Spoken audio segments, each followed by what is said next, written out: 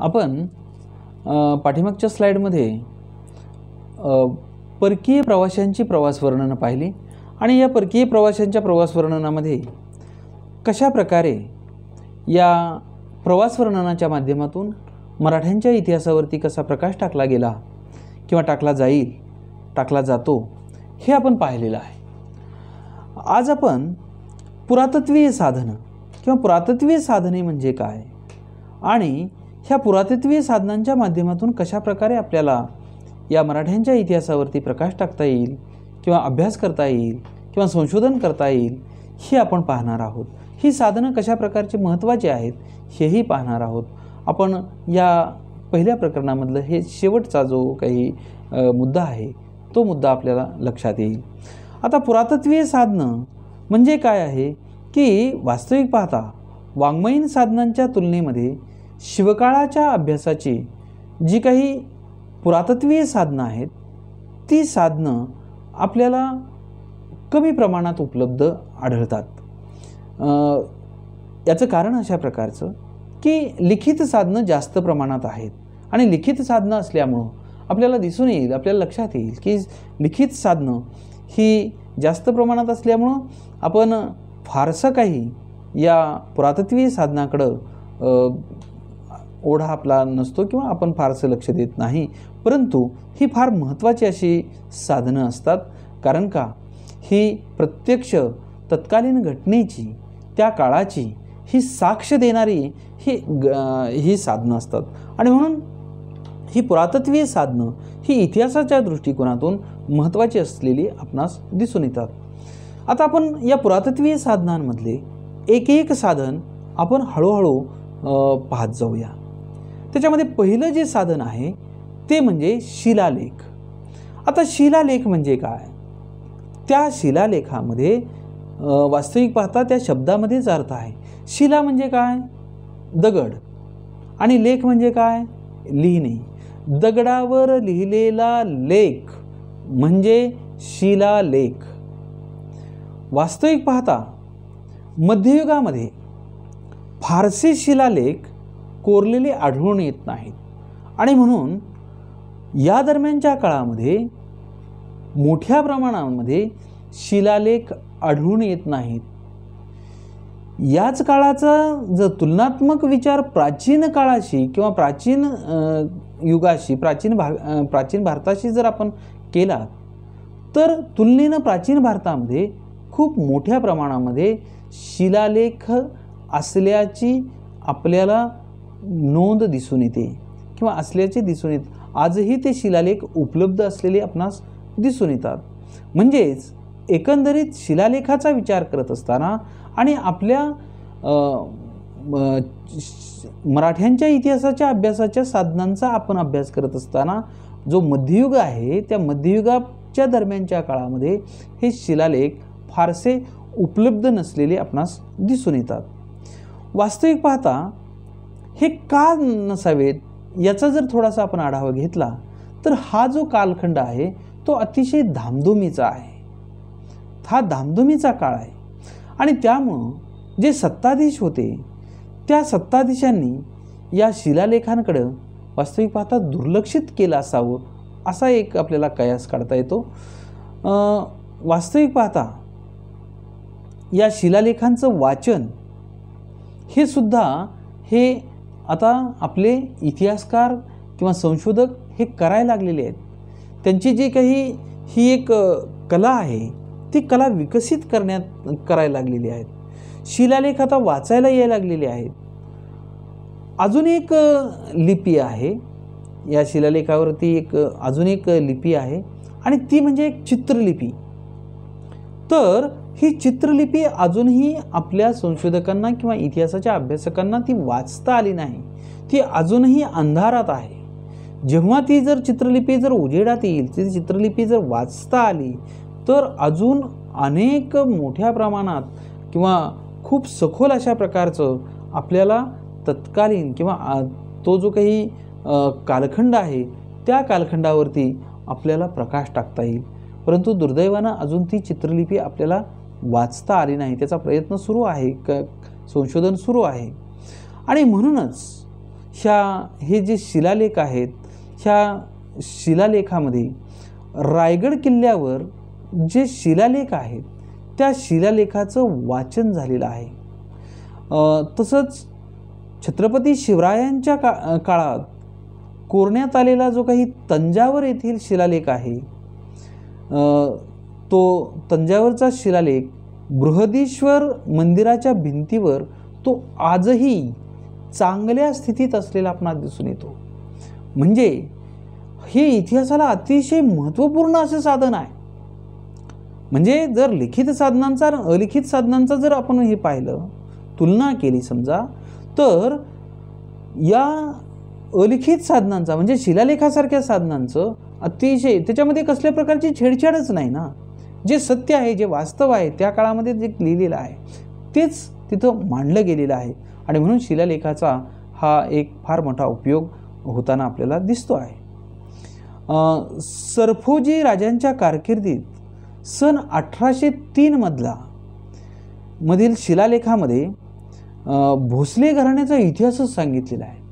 केवढा मोठा बघा, लक्षात घ्या की केवढा मोठा इतिहास आपल्याला समजतोय की साधारणतः या सरफोजी राजांच्या कारकिर्दीमधला जो काही शिलालेख आहे तो जेव्हा शिलालेख वाचण्यात आला, त्या शिलालेखाच्या माध्यमातून आपल्याला भोसले घराण्याचा इतिहास समजला. अशा प्रकारचं महत्त्व हे शिलालेखांचं असलेलं आपणास दिसून येतं. त्यानंतर या पुरातत्वीय साधनामधलं दुसरं साधन आपल्याला पाहता येईल आणि ते म्हणजे ताम्रपट. आता ताम्रपट कशाला म्हणायचं? ताम्र म्हणजे तांबे आणि पट म्हणजे पत्रा. तांब्याच्या पत्रावरती किंवा पानावरती लिहिलेला लेख याला ताम्रपट किंवा ताम्रलेख असं म्हटलं जातं.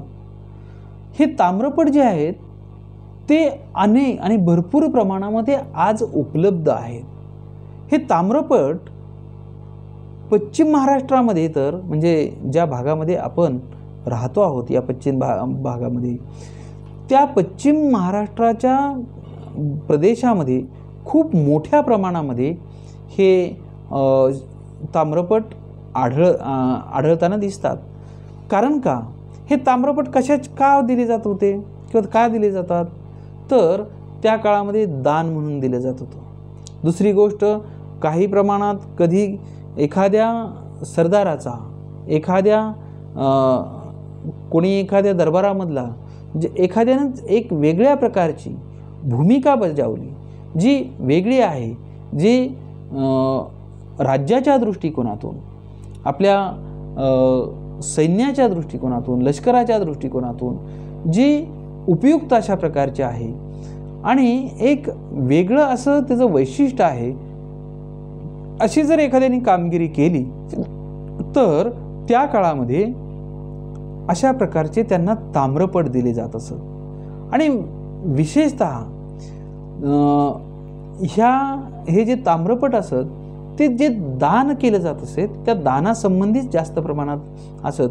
आणि म्हणून त्या काळामध्ये वास्तविक पाहता दान देण्याची, मग जमीन असेल किंवा संपत्ती असेल, वेगवेगळ्या प्रकारच्या माध्यमातून जे असणारे त्या संपत्तीचे जे दानाचं जे आहे किंवा दान जे दिलेलं आहे त्याची नोंद, ही नोंद या ताम्रपटावरती केली जात असे. आणि असे ताम्रपट हे त्या सरदाराला किंवा त्या कुणी जे काही असतील, ज्यांनी मगाशी मी सांगितल्याप्रमाणे ज्याने नैपुण्य गाजवलेलं आहे, कर्तबगारी गाजवलेली आहे, अशा प्रकारच्या या व्यक्तीला ते दानपत्र व दानपट, ताम्रपट हे दिला जात असे. आणि त्यामुळं पश्चिम महाराष्ट्रामध्ये बऱ्याच प्रमाणामध्ये, बऱ्याच घरांमध्ये अशा प्रकारचे हे ताम्रपट आढळताना दिसतात की आढळून येत आहेत. वास्तविक पाहता अनेक सरदार आणि काही जे घराणे आहेत त्या घराण्यांचा इतिहाससुद्धा या ताम्रपटावरती आपल्याला आढळून येतो आहे. आणि म्हणून हे ताम्रपट त्या घराण्याचा, त्या सरदारांचा इतिहास ज्यावेळेस तपासायचा असेल, त्यांची कारकीर्द ज्यावेळेस आपल्याला पाहायची असेल, त्यावेळेस खूप महत्त्वाचा असा आपल्याला त्याचा उपयोग होताना दिसतो. मध्ययुगीन काळातील जे ताम्रपट आहेत ते वास्तविक पाहता विश्वसनीय आहेत किंवा नाहीत याविषयीही काही इतिहासकारांमध्ये चर्चा आहे, मतभेद आहेत आणि त्याच्यामधून काही चांगले जे आहेत ते वास्तविक पाहता साधन म्हणून मानले जातात. एवढंच नव्हे तर विश्वसनीय आहेत हेच गृहीत धरून आपण या साधनांचा उपयोग केला जातो. याच्यानंतरचे जे साधन आहेत ते म्हणजे नाणी. आता नाणी ही कशी असतात किंवा ही नाणी कशी विश्वसनीय असतात, तर ही सर्वच काळामध्ये, कोणत्याही काळामध्ये ही नाणी विश्वसनीय ठरतात. याचं कारण अशा प्रकारचं की जर समजा सोन्याच्या धातूचं जर नाणं असेल किंवा चांदीचं धातूचं नाणं असेल, तांब्याचं नाणं असेल, आता तर लोखंडाचे आहे, आणि त्यामुळं ही सोन्याची नाणी जी असतील ज्या काळामध्ये ज्या राजाच्या, ज्या सरदाराच्या किंवा ज्या राज्यकर्त्याच्या कारकिर्दीमध्ये सोन्याची नाणी होती, ती काय दर्शवतं की त्या राज्यकर्त्याची आर्थिक परिस्थिती दर्शवतं. आर्थिक परिस्थिती कशा प्रकारची त्या काळामध्ये किती उच्च कोटीची असावी हे दर्शवतं. त्याच्यानंतर चांदीची जी काही नाणी आहेत त्या चांदीची नाणी त्या सोन्याच्या नाण्यांपेक्षा या कारकिर्दीमध्ये किंवा त्या राज्यकर्त्यांच्या काळामध्ये थोडीशी आर्थिक स्थिती त्यांची गडगडलेली असावी असं ते लक्षात येतं. त्याच्यानंतर तांब्याची नाणी आली. ह्या तांब्याच्या नाण्यांच्या काळामध्ये आपल्याला असं दिसून येतं की त्यांची सोन्याच्या आणि चांदीच्या नाण्यांच्या काळापेक्षा ही जी परिस्थिती जी आहे, आर्थिक परिस्थिती त्या काळामध्ये डबघाईस आली असावी आणि म्हणून त्यांनी या तांब्याच्या नाण्यांचा वापर केला असावा हे आपल्याला लक्षात येतं. आणि म्हणून हे लक्षात आल्यानंतर आपल्याला तत्कालीन आर्थिक व्यवस्थेचा आपल्याला जर अभ्यास करायचा असेल तर या नाण्यांच्या माध्यमातून अभ्यास करता येतो. दुसरं एक महत्त्वाचं असतं हे नाण्यांमध्ये, नाण्यांवरती काही चित्र कोरलेली असायची. चित्र आजसुद्धा आहेत बघा. आपल्याकडं जर नाणी तुम्ही पाहिली तर एका बाजूला राजमुद्रा असते किंवा काही याच्यावरती महात्मा गांधींचं चित्र आहे, काही याच्यावरती बरेच म्हणजे वेगवेगळ्या प्रकारची ती चित्र अशी कोरलेली आहेत. काही ठिकाणी देवदेवतांची चित्र कोरलेली होती, काही ठिकाणी झाडं झुडपं फुलांची चित्र कोरलेली आहेत आणि सगळ्यात महत्त्वाचं त्याच्यावरती एक साल अशा प्रकारचं नमूद केलेलं होतं. जर 1 रुपयाचं जर नाणं तुम्ही पाहिलं किंवा पाठीमागं जे त्याच्या पाठीमागं एक असं मकेचं कणीस होतं आणि मकेच्या कणस ते असं सोललेलं होतं. त्याचे ते जे वरचं जे हे होतं पानं ती अशी काढलेली असं होतं ते मकेचं कणीस. म्हणजे काय होतं की त्या काळामध्ये काय महत्त्वाचं होतं त्या पद्धतीनं किंवा काही नाण्यांवरती देवदेवतांची सुद्धा चित्र ही कोरलेली आहेत. मग देवदेवतांचे चित्र कोरलेली आहेत म्हणजे त्याच्यातून काय दिसतं आपल्याला, तर तत्कालीन कोणत्या देवतेची उपासना केली जात होती हेही आपल्याला त्याच्यातून निर्देशित होतं. आणि म्हणून सगळ्यात महत्त्वाचं अजून एक मला तुम्हाला सांगावंसं वाटतं की त्या काळामध्ये एखादी लढाई जिंकून आली, एखादी मोहीम यशस्वी झाली तर तो राज्यकर्ता त्या काळामध्ये एक नाणं पाडायचा किंवा नाणं हे सुरू करायचा आणि त्या माध्यमातून तो म्हणजे एकंदरीत ती जी एखादी मोहीम जिंकलेली आहे ती जिंकलेली मोहिमेचं एक प्रतीक म्हणून किंवा आठवण म्हणून ही नाणी पाडली जात असत. शिवाजी महाराजांनी राज्याभिषेकाच्या वेळी होन आणि शिवराई ही 2 नाणी पाडलेली. पाडणं म्हणजे सुरू करणं किंवा तयार करणं, सुरुवात करणं ती तयार करायला. ही नाणी म्हणजे शिवराई आणि होन ही जी नाणी आहेत ती आजही ती उपलब्ध आहेत. इसवी सन 2010 साली इथं आपल्याकडं लोणी भापकर अगदी जवळ आहे, तुम्ही पुण्याला जाताना ते गाव दिसतं. तर लोणी भापकर इथं शिवकालीन जे होन आहेत, म्हणजे जी सोन्याची नाणी आहेत, ती मोठ्या प्रमाणामध्ये मिळालेली होती. आणि ही मोठ्या प्रमाणात मिळाल्यामुळं साहजिकच ती कशा प्रकारची आहेत, ते कोणत्या काळातली आहेत हे आपल्या लक्षात येतं. आणि त्याच्यावरून आपल्याला त्या कारकिर्दीचा, त्या परिस्थितीचा आपल्याला आढावा घेता येतो. तर अशा प्रकारचा हे नाणी हेही फार महत्त्वाचं असं साधन असलेलं आपणास दिसून येतं. त्याच्यानंतर आपल्याला किल्ले हे एक साधन पाहायचं आहे, पुरातत्वीय साधन. हेही फार महत्त्वाचं आणि अतिशय उपयुक्त अशा प्रकारचं साधन असलेलं आपणास दिसून येतं. वास्तविक पाहता मराठ्यांच्या इतिहासामध्ये किंवा मराठ्यांचा इतिहास पाहत असताना, छत्रपती शिवरायांचा इतिहास पाहत असताना आपल्याला माहिती आहे की मोठमोठे किल्ले हे फार महत्त्वाचे आहेत. त्याच्यामध्ये पुरंदरचा किल्ला असेल, चाकणचा किल्ला असेल, सिंहगड असेल, त्याचं तोरणा असेल नाव होतं, सिंहगडचा किल्ला असेल, पन्हाळा असेल, विशाळगड असेल. या पश्चिम महाराष्ट्रामध्ये हे जे काही डोंगर रांगा आहेत त्याच्यावरती खूप वेगवेगळ्या प्रकारचे, मग ते छोटे असतील मोठे असतील, मोठमोठे असे प्रकारचे हे डोंगर आणि त्याच्यावर बांधलेले किल्ले हे आपणास दिसून येतात. म्हणजेच अगदी आपण बारामतीपासून जवळच जर पाहिला पुरंदरचा किल्ला, जेजुरीच्या तिथं पुढच्या बाजूला जर पाहिला तर त्याचं जर रूप जर पाहिलं तर कशा प्रकारचं ते पुरंदरचा किल्ला होता आणि तो किती अवघड होता. त्याच्यावरती कसे 2 किल्ले होते, एक बालेकिल्ला, एक किल्ला, अशा प्रकारची त्यांची रचना. आणि या माध्यमातून आपल्याला एक लक्षात येतं की ही किल्ल्यांच्या आधाराने कशा प्रकारे युद्ध केलं जात असे, युद्ध लढाया ह्या कशा मोहिमा कशा केल्या जात होते. जावळीचं खोरं आपण पाहिलं प्रतापगडामध्ये, अफजल खान आणि शिवाजी महाराजांचं जे काही हे संघर्ष झाला, तो संघर्ष प्रतापगडाच्या पायथ्याशी झाला. ते जर आपण पाहिलं तर किल्ले किती महत्त्वाचे आहेत आणि किल्ल्यांच्या माध्यमातून कसं म्हणजे त्या ज्या तत्कालीन ज्या खुणा आहेत त्या काळामध्ये जे काही घडलेलं आहे त्याची साक्ष देणारे अशा प्रकारचे हे किल्ले आहेत.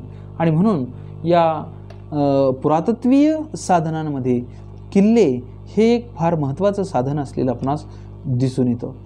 वास्तविक पाहता बरेच महाराष्ट्रातील जे बहुतेक किल्ले तर आहेतच, परंतु या किल्ल्यामध्ये हे शिवपूर्व किल्ले काही आहेत, त्या म्हणजे शिवाजी महाराजांच्या काळाच्या अगोदरचे काही किल्ले आहेत, त्या किल्ल्याची डागडुजी केली, बांधकामं केली छत्रपती शिवरायांनी आणि त्या किल्ल्यांचा वापर करून आपलं स्वराज्य वाढवण्यासाठी त्यांनी प्रयत्न केलेला आहे. एवढंच नव्हे तर मी एक तुम्हाला उदाहरण सांगू इच्छितो आणि ते उदाहरण म्हणजे जिंजीचा जो किल्ला आहे कर्नाटकामध्ये, तो जिंजीच्या म्हणजे कर्नाटक मोहिमेमध्ये तो जिंजीचा किल्ला त्यांनी घेतलेला होता. आणि म्हणून त्या किल्ल्याचं किती आवश्यकता म्हणजे कसे फायदा झाला की राजाराम महाराजांना आपल्याला तिथं जाऊन तिथं थांबता आलं. ज्यावेळेस मराठ्यांचं स्वातंत्र्ययुद्ध सुरू झालं त्यावेळेस राजाराम महाराजांनी आपला एक स्वराज्याचा रक्षक, स्वराज्याचा एक राजा हा तिथं जाऊन थांबता आला. कारण त्यावेळेस मुघलांची आणि खूप मोठ्या प्रमाणामध्ये आक्रमणं होत होती आणि आपला राजा वाचला तर राज्य वाचेल, राजाच गेला तर राज्य संपेल, अशा प्रकारच्या भावनेनं जे दूरदृष्टीनं छत्रपती शिवाजी राजानं जिंजीचा किल्ला घेतलेला होता, त्या जिंजीच्या किल्ल्याचा आश्रय राजाराम महाराजांनी घेतला आणि खऱ्या अर्थानं आपल्या स्वराज्याचा राजा हा तिथं थांबू शकलेला आहे. अशा प्रकारचे हे जे किल्ले आहेत ते किल्ले त्या काळाच्या घटनांची साक्ष हे देताना आपल्याला दिसतात आणि म्हणून हे किल्ले महत्त्वाचे असलेले आपणास दिसून येतात. याच्यानंतर शेवटचा जो काही मुद्दा आहे साधनांच्या माध्यमातून तो म्हणजे वाडे. वाडे म्हणजे काय? वाडे मोठे वाडे, ज्याला आपण इमारती वगैरे आता म्हणतो घरं. आता हे वाडे कसे असायचे तर मोठमोठे वाडे असायचे. वाडे कुणाचे असायचे तर सरदारांचे किंवा प्रतिष्ठितांचे किंवा ज्यांच्याकडं मोठ्या प्रमाणात संपत्ती आहे अशा प्रकारची मंडळी ही वाड्यांमध्ये राहत असत. आजसुद्धा आपल्याला जर ग्रामीण भागामध्ये गेलात तर मोठमोठाले वाडे हे दिसून येतात, परंतु आत्ता तेवढेसे मोठे फार असे वाडे काही राहिलेले नाहीत.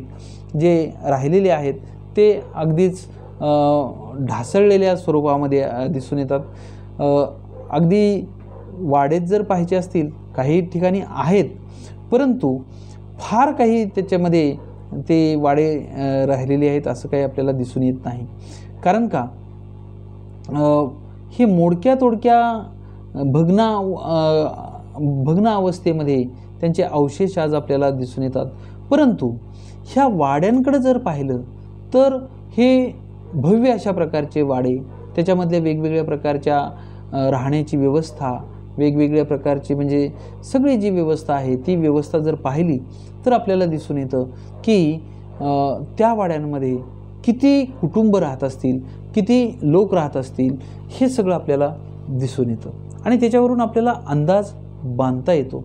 आणि म्हणूनच एक पुरातत्वीय अवशेष म्हणून ह्या वाड्यांकडे जर पाहिलं तर आपल्याला खूप चांगल्या प्रकारचं त्या काळातील एक वाड्यांची रचना किंवा बांधकामाची रचना, बांधकाम कशा प्रकारचं असायचं, काही चुन्यांमध्ये चुना वापरून हे केलं जायचं, माती वापरून केलं जायचं, विटा वापरून केलं जायचं, दगड वापरून केलं जायचं.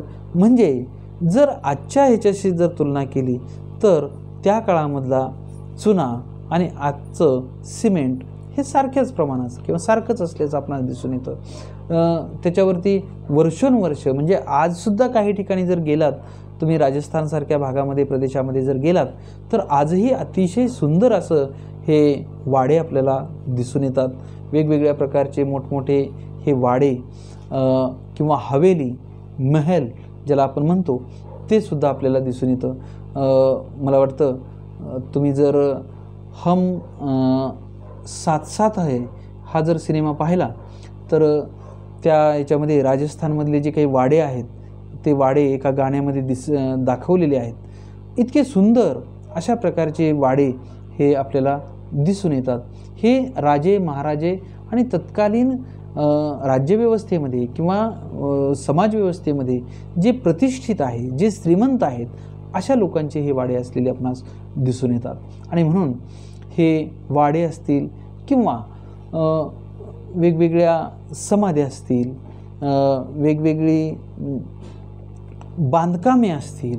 मग समजा आता आपण जर पाहिलं की मध्ययुगामधला जर चार मिनार आहे दिल्लीमध्ये, परत कुतुब मिनार आहे, वेगवेगळ्या प्रकारची वेगवेगळी जी इमारती आहेत, अगदी गोल घुमट असेल किंवा असे वेगवेगळी जी आहेत त्याच्या माध्यमातून आपल्याला ह्या वाड्यांच्या माध्यमातून, हे झालं जरा बाहेरच्या ह्याच्यामधलं, परंतु आपल्या महाराष्ट्रामध्ये जर पाहिलं तर महाराष्ट्रामध्ये सुद्धा अनेक जण काही ठिकाणी वाड्यामध्ये ग्रामीण भागामध्ये राहत असलेली दिसून येतात. आज जर माळशिरस तालुक्यामधल्या पिलीव या गावामध्ये जर तुम्ही गेलात तर तिथंसुद्धा मोठमोठाले चिरेबंदी वाडे असं म्हटलं जातं. चिरा म्हणजे दगड, आणि हे दगडावर दगड ठेवून जे वाडे आजही सुस्थितीत असताना असलेली दिसतात. आजही त्या वाड्यांमध्ये लोक राहताना दिसतात. म्हणजेच एकंदरीत हे वाडे आणि नेमकं हे कशा प्रकारची, त्याची बांधणी कशी, सुरक्षा कशा प्रकारची होती, हे सगळं आपल्याला त्याच्यावरून लक्षात येतं. म्हणजेच एकंदरीत आपल्याला माहिती आहे की वेगवेगळ्या प्रकारचे समाध्या, त्या काळामध्ये एखादा माणूस मृत्यू पावल्यानंतर त्याचं स्मरण राहावं म्हणून समाधी उभी केली जायची, समाधी बांधली जायची. आता आधुनिक काळामध्ये किंवा आता धकाधकीच्या काळामध्ये फारसं काही आता कोणी समाधी बांधण्याकडे कोणी काही फारसं लक्ष देत नाही किंवा समाधी बांधण्याच्या फारसं कोणी भानगडीत पडत नाही. परंतु आजही तुम्ही जर वेगवेगळ्या ठिकाणी ग्रामीण भागामध्ये जर गेलात तर तुम्हाला आपल्या म्हणजे खेडेगावामधल्या दारामध्ये आपल्या पूर्वजांच्या समाध्या हे बांधलेल्या दिसून येतील. समाधीचा एक विशिष्ट आकार असायचा, एक ठराविक म्हणजे कमरे इथपर्यंत त्याला बांधकाम असायचं. त्या बांधकामावरती त्याचं अशा पावलाप्रमाणे ते असं हे केलेलं असायचं, त्याला छनीने छनून असं पावलं तयार केलेली असायची आणि त्या दगडावरती एक ती 2 पावलांचं असं ठसा त्या कोरून असा काढलेला असायचा आणि त्या समाधीवरती जन्म आणि मृत्यू हे सुद्धा कोरलेलं असायचं. म्हणजे एकंदरीत ती व्यक्ती किंवा त्याचं नावसुद्धा कोरलेलं असायचं. ती व्यक्ती कोण आहे, ती कधी जन्मली, कधी मृत्यू पावली, हे सुद्धा आपल्याला या समाधींच्या माध्यमातून आपल्याला दिसून येतं. तर अशा प्रकारचे अनेक साधनं एकत्रित करून मग लिखित साधनं असतील, अलिखित साधनं असतील, हे सगळे एकत्रित करून आपल्याला मराठ्यांच्या इतिहासावरती किंवा इतिहास अभ्यासत असताना, प्रकाश टाकत असताना आपल्याला या सर्व साधनांचा उपयोग करावा लागतो आणि या साधनांच्या माध्यमातून पुढं हा इतिहास संशोधनाचं काम केलं जात असतं. म्हणूनच इतिहासाच्या संशोधकाला हा साधनं ही अतिशय महत्त्वाची अशी असलेली आपणाला दिसून येतात. मी पहिल्या स्लाईडमध्ये तुम्हाला सर्वांना सांगितलेलं होतं की नो डॉक्युमेंट्स नो हिस्ट्री, कागदपत्र नाहीत तर इतिहास नाही. म्हणून कागदपत्र म्हणजे तरी काय किंवा पुरातत्वीय साधनं म्हणजे तरी काय, ही सगळी साधनं ही इतिहासाच्या एखाद्या घटनेला पूरक असणारी, त्याला पुष्टी देणारी अशा, कारण इतिहास हा घडून गेलेला असतं. घडून गेलेल्या घटनांचा अभ्यास करणे म्हणजे इतिहास होय. गतकाळाचा अभ्यास करणे म्हणजे इतिहास होय.